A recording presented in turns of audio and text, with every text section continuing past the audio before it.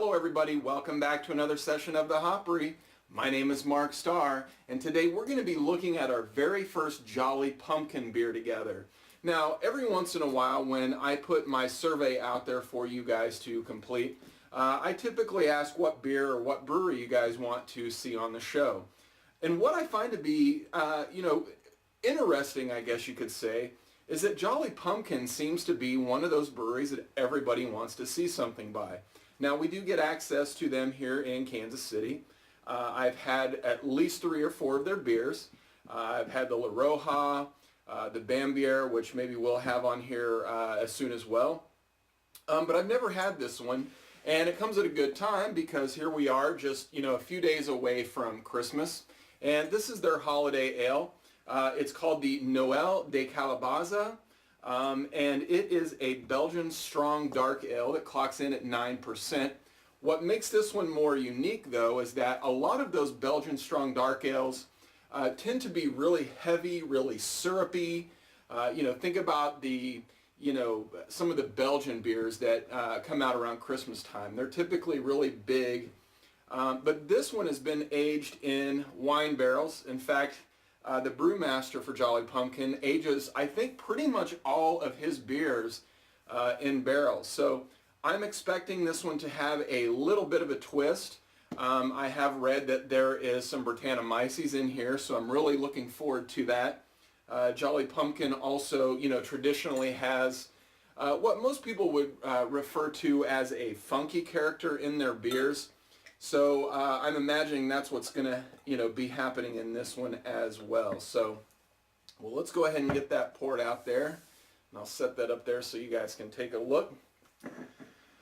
I can already smell some of that funkiness, which is really good. I'm really kind of in the mood for a sour tonight. Not saying, how sour this is going to be because I really don't know. Again, I haven't had it. But, looking at the color, it's slightly hazy, but it's really got this burnt amber color. It's maybe even like a dark burnt orange.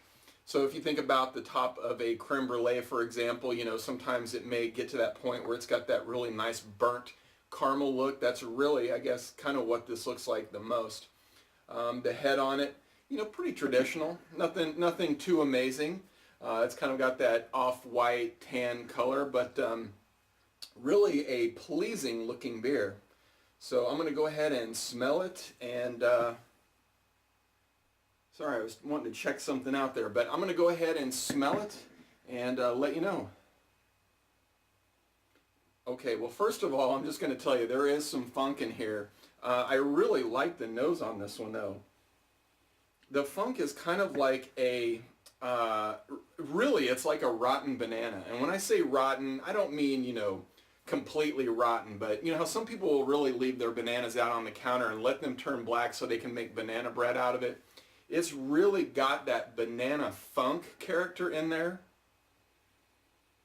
I am getting a little bit of spice like clove, maybe a faint amount of cinnamon, not a whole lot. I'm imagining that the spice is really coming from the yeast and in combination with the Brettanomyces that are in here. Maybe some green grapes, red grapes. There's definitely a grape component in there. Really smells vinous, meaning that it does smell like wine. And I'm sure that's coming from the barrel aging that's in this beer. But, well, man, I'm telling you, it smells really delicious, and I'm hoping and praying that it delivers on the taste as well. So here we go.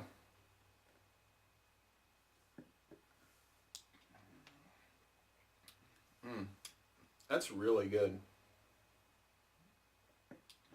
This really reminds me of like the Russian rivers and the Lost Abbeys. I really think that he's doing some of the better American sours out there. This one isn't quite as sour as, say, some of those that have like the lactobacillus, pediococcus, some of those other types of bacteria that they'll put in beer to kind of enhance the funkiness. But I'm really pulling out that Brettanomyces right up front. There is a little bit of, oakiness underneath, maybe maybe not so much oak, just as, maybe a generic barrel, if you will. I'm definitely getting that woody characteristic out of it. Definitely getting just a touch of spice, not much. I think whatever spice is in there is really kind of overshadowed by the Brettanomyces, which again, I really, really like that. And I think I want to, take a moment to say that if you are somebody who wants to know what Brettanomyces tastes and smells like, I think this is a really good beer to start with. In fact, a lot of his beers would be a really good place to start because you really do get that Brett character out of there.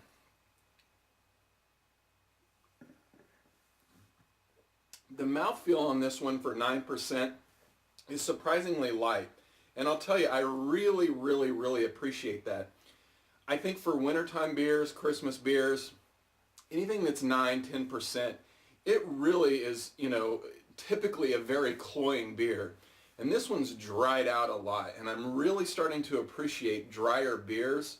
I just feel like you can really appreciate the flavors in them more without just being bombarded by a whole lot of sweetness. I don't taste 9% in here. What I taste is a really well-balanced beer with a good amount of funkiness, a little bit of spice, that vinous character, with the grapes. Just a really good beer. I'm definitely pleasantly surprised by this one. Really, really enjoy it. And that's, I think I'm just going to basically sit here and kind of work my way through the rest of this bottle. I may go upstairs and sit in front of the TV for a little bit and slowly work my way through this one. But I'm really enjoying the flavors of this beer. And I'll be anxious to see how it changes over the course of the next hour or so. But guys, I know Christmas is coming up. Again, I want to thank everybody for coming back to the site. We've had some really good weeks here on the show lately. The hits are growing exponentially still every month. Every month, more and more hits. So I appreciate you guys coming back, telling your friends, leaving comments. It really does keep the show going. So until we meet next time, we'll see you. Cheers.